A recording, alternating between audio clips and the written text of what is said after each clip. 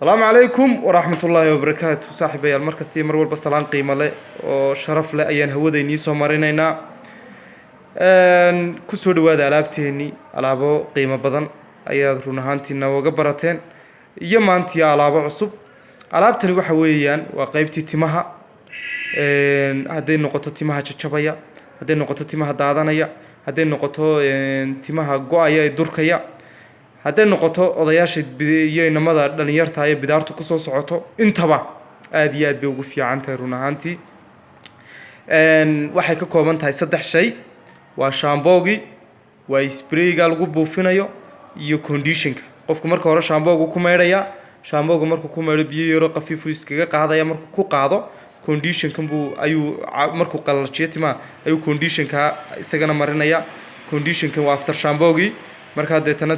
tintii buu isku wada geenaya conditionkaasi markuu in yar ku yara daayo ayuu isagana iska meedhaya oo biyo yaro qafiif ku meedhaya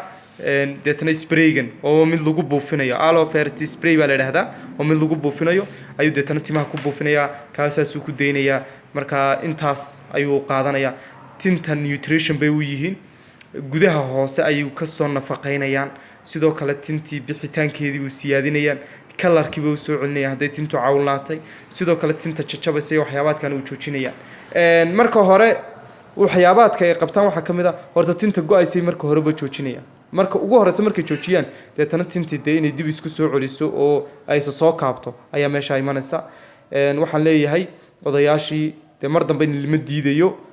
waa tan alaabaadkeeni ku soo dhawaada